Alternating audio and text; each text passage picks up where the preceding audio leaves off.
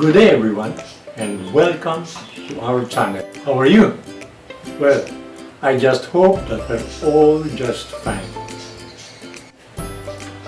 For first time here in our channel, please, after watching the video, please subscribe.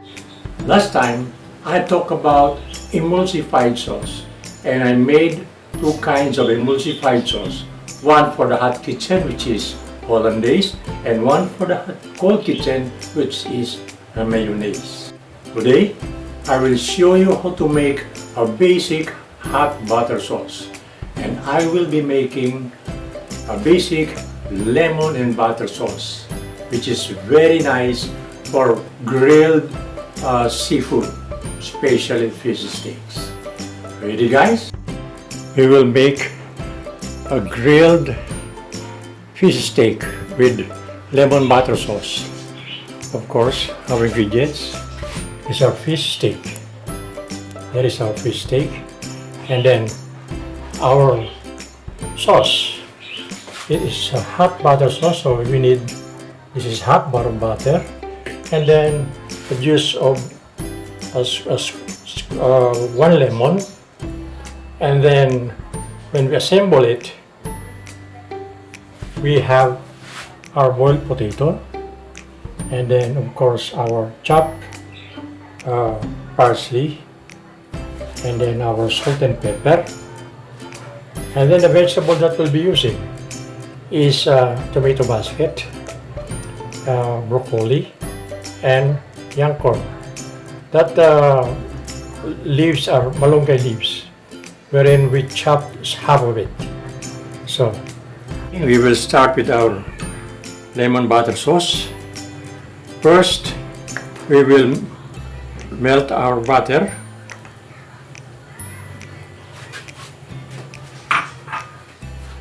And then we will add our squeezed lemon.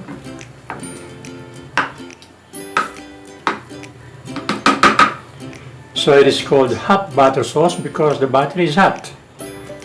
And then we will season it with salt and pepper. Okay. So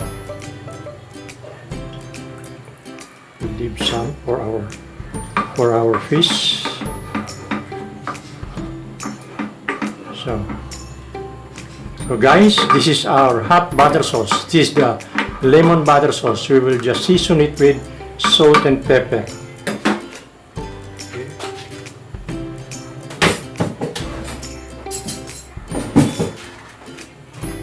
Here is our salt and pepper.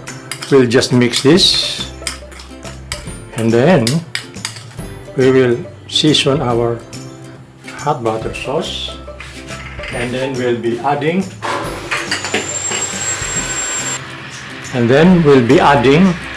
our chopped parsley.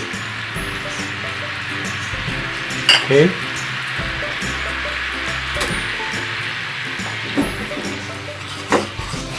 So our hot butter sauce is now ready, and then we will just be grilling our fish.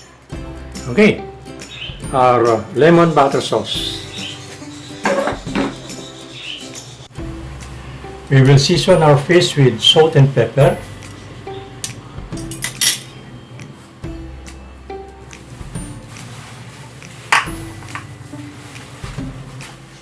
Okay.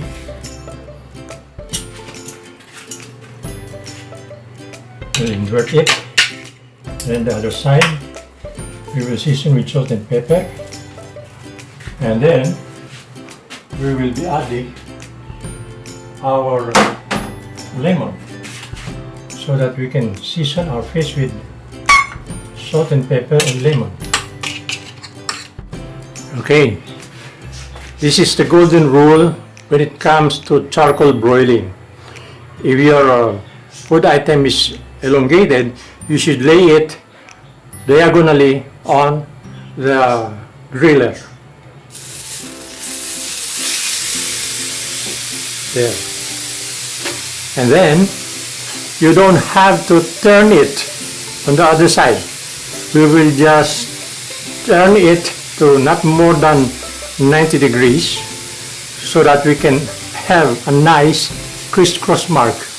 So later on, we will just be turning it. Okay, now we will turn it to not more than 90 degrees. There. Okay.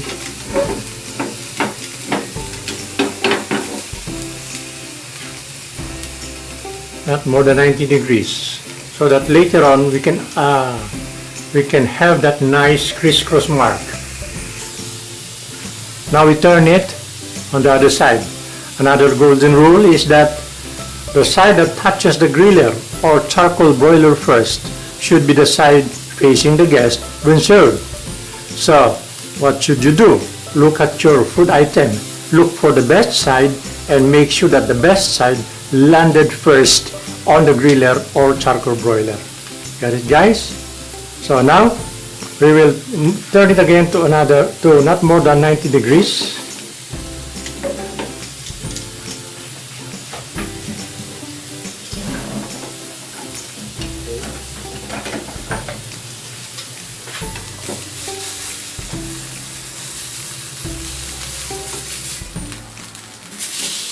There, that is all.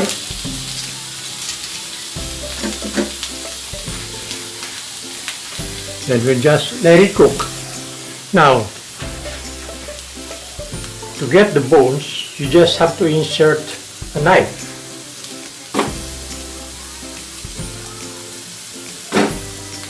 And then take it out from the meat. If you can take it out, it is already done.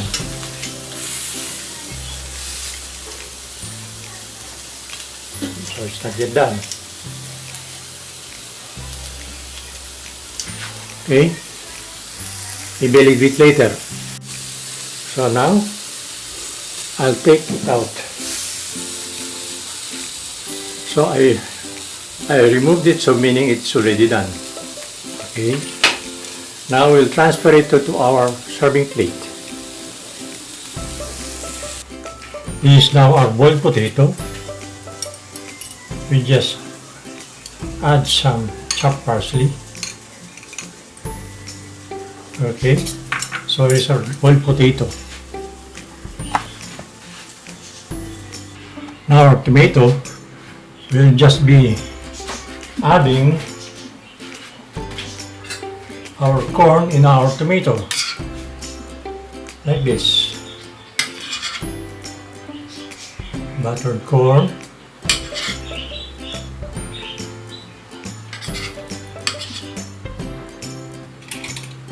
Okay.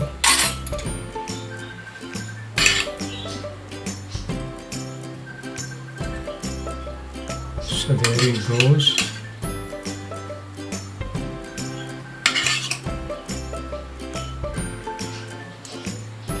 Okay, so I'll just arrange it later. So our fish is there. Now we will add our boiled potato.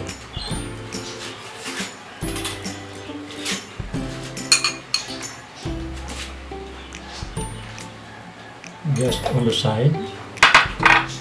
There it goes. And then our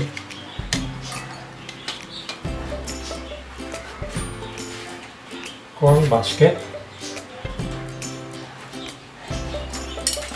And then our broccoli.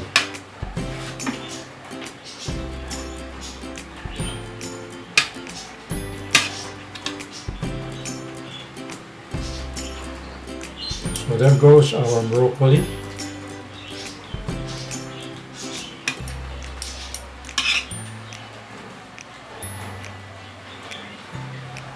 And then of course we will now pour in our sauce.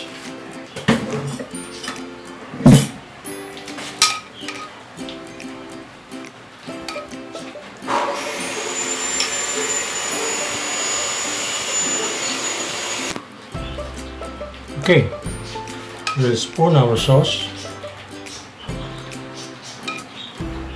on our dish, and then we will add our sliced lemon on top.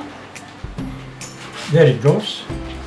So, guys, our grilled fish steak with lemon butter sauce, with side dish boiled potato, blanched broccoli, and then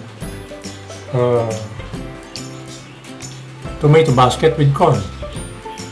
Okay, guys? Well, I believe that I have shown you very clearly in a step-by-step procedure on how to make a basic hot butter sauce.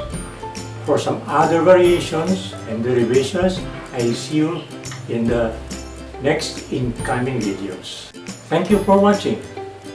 And reminder for first-timers, don't forget to subscribe.